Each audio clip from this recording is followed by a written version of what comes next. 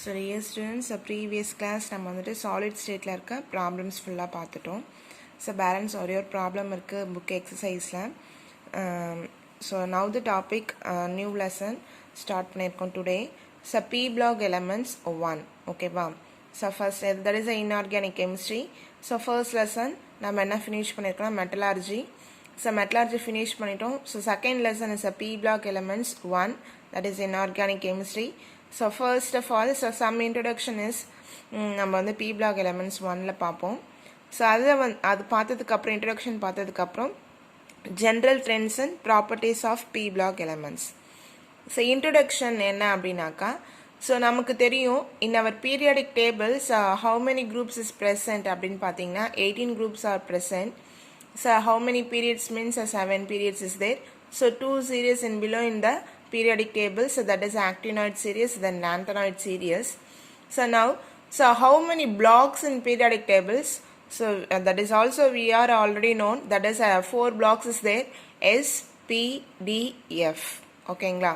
So S block elements நம்ம 11th லே நம்ம என்ன பண்ணிட்டோம், previous year படிச்சிட்டோம். That is 1S block elements, then 2S block elements. So for first 2 group வந்து நம்ம S block elements அப்படின்னு சொல்லிட்டு சொல்லுவோம். ஓகேவா? ஸோ நெக்ஸ்ட் வந்து பார்த்தீங்கன்னா P block elements. எதெல்லாம் நம்ம வந்து P block elements சொல்கிறோம்னாக்கா 13th குரூப்பில் இருந்து ஸோ நம்ம வந்து என்ன சொல்கிறோம்னாக்கா 18th குரூப் வரைக்கும் நம்ம என்ன சொல்கிறோம்னா P block elements. So S பிளாக்குக்கும் P பிளாக்குக்கும் சென்டர் ஆஃப் த போர்ஷனில் தான் நம்மளுக்கு என்ன இருப்பாங்கன்னா D block elements இருப்பாங்க. ஓகேங்களா? ஸோ கீழே இருக்க 2 சீரீஸ் வந்து நமக்கு F block elements. So P block elements means என்ன அப்படின்னாக்கா, P block elements தான் நம்ம எலக்ட்ரான்ஸ் வந்து எதில் வந்து நமக்கு ஃபினிஷ் ஆகும் அப்படின்னு பார்த்தீங்கன்னா P ஆர்பிட்டலில் நமக்கு ஃபினிஷ் ஆகும். That is a P block elements. ஓகேவா? ஸோ தட் இஸ் நம்ம இது எல்லாருமே நம்ம என்ன பண்ணியிருக்கோம் அப்படின்னாக்கா நம்ம 11th படிச்சிருக்கோம். சம் இன்ட்ரடக்ஷன் அதே தான் நமக்கு என்ன பண்ணியிருப்பாங்கன்னா கொடுத்துருப்பாங்க. ஓகேவா? So P block elements. So Kenneth Wade, so that is one scientist. So அவரோட இது மார்க் பண்ணிக்கோங்க. Kenneth Wad was a British chemist, okay, and Professor Emeritus and Durham University. He developed a method for the prediction of shapes of borane clusters, which is very very important. So உங்களுக்கு வந்து competitive exam வந்து கேட்க chances இருக்கு. ஓகேவா? So words rules அப்படின்னு சொல்லிட்டு இந்த போரேன் ஸ்ட்ரக்சர்லாம் நம்ம நிறைய போடும் வேட்ஸ் ரூல்ஸை ஃபாலோ பண்ணி. Wade's rules are used to rationalize the shape of borane clusters by calculating the total number of skeletal electron pairs. ஓகேவா? ஸோ நம்ம skeleton electron pairs வச்சு the shapes, boron shapes வந்து நம்ம போடுவோம். ஓகேவா? So available for clustered bonding. For his substantial contribution, Kenneth Wad was granted FRS award from Royal Society London in 1989. ஓகேவா? என்ன award வாங்கியிருக்காரு அப்படின்னு பார்த்தீங்கன்னா FRS, granted FRS award. So Royal சொசைட்டியில் லண்டனில் வாங்கியிருக்காங்க. He received the Tilden Prize Award in 1999 from the Royal Society of Chemistry for Advances in Chemistry. ஓகேங்களா? So P block elementsல நம்ம யாரை பார்த்தோன்னா கெனித் வேட், அவரை பற்றி சம் இன்ட்ரொடக்ஷன். அவர் 2 அவார்டு வாங்கியிருக்காரு அப்படின்னு சொல்லிட்டு பார்த்துருக்கோம். எதுக்கு வாங்கியிருக்காரு அப்படின்னாக்கா that is a structure of borane. ஓகேவா? ஸோ என்னன்னாக்கா structure of that is a shape of borane clusters. So அந்த போரேனில் இருக்க எலக்ட்ரான்ஸ்லாம் வந்துட்டு ஒரு அந்த எலக்ட்ரான்ஸோட ஷேப்ஸை வச்சு அவர் வந்து ஷேப் ப்ரொடியூஸ் பண்ணியிருக்காரு. அதனால அவர் வந்து என்ன பண்ணியிருக்காருன்னா அவார்ட் வாங்கியிருக்காரு. So now go to the introduction. So we have already learned the classification of elements into 4 blocks, namely S, P, D, F.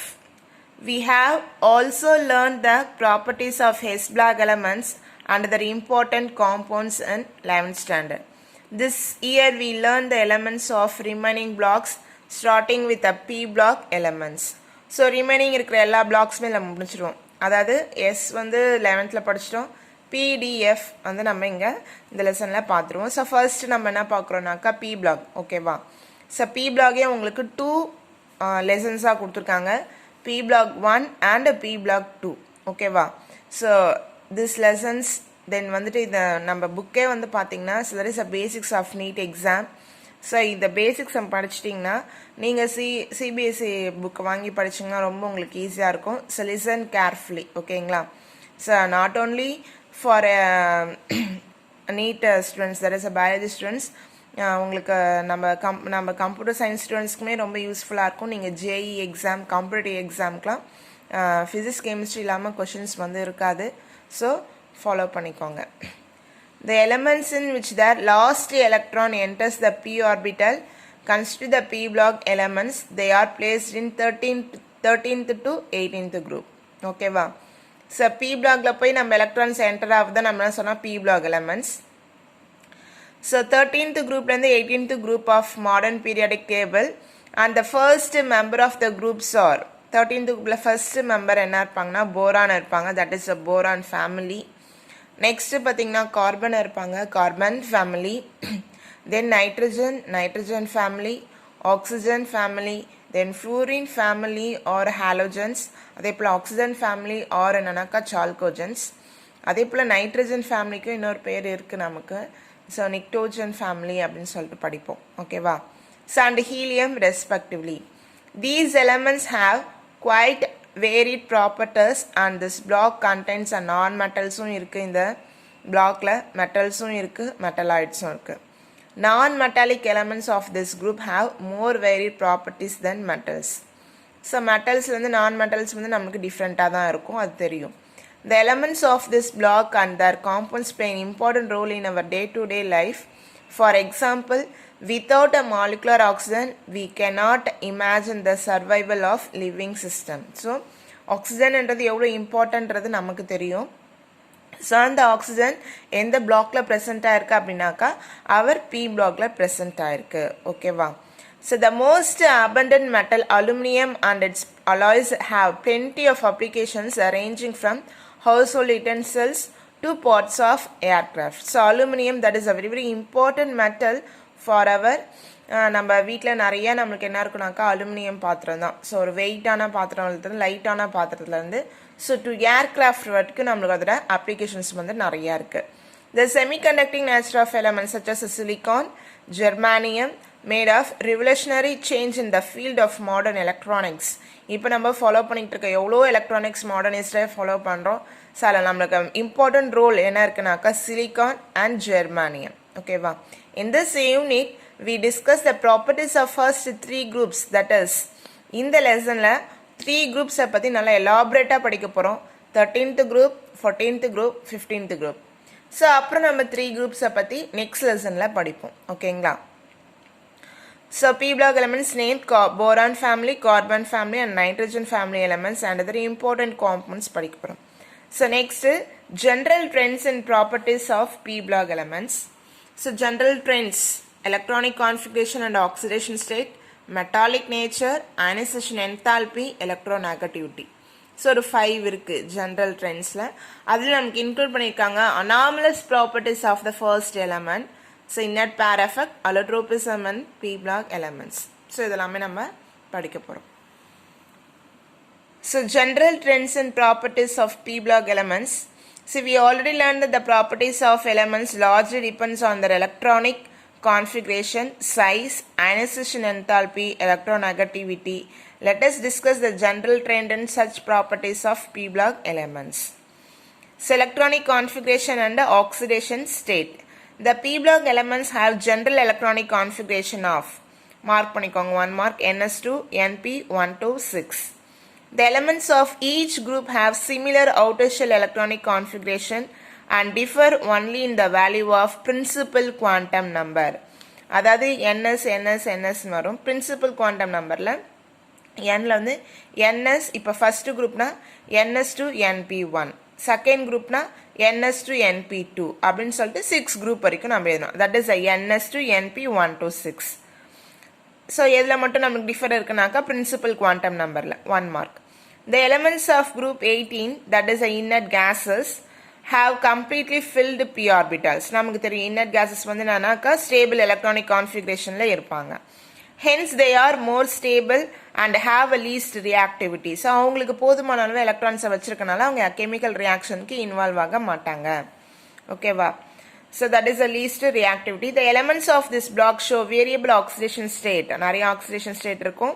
And the higher oxidation state is equal to the total number of valence electron present in the outer shell. So நமக்கு தெரியும் valence electron எவ்வளோ இருக்கோ அதான் நம்மளோட valency அப்படின்னு. Unlike S block elements which show only positive oxidation state. நம்ம படிச்சிருப்போம் ஓகேங்களா? பாசிட்டிவ் ஆக்சிடேஷன் ஸ்டேட்ல தான் இருக்கும் S block. இப்போ P blockல பார்த்தீங்கன்னா நெகட்டிவ் ஆக்சிடேஷன் ஸ்டேட்டும் இருக்கு, பாசிட்டிவ் ஆக்சிடேஷன் ஸ்டேட்டும் இருக்கு.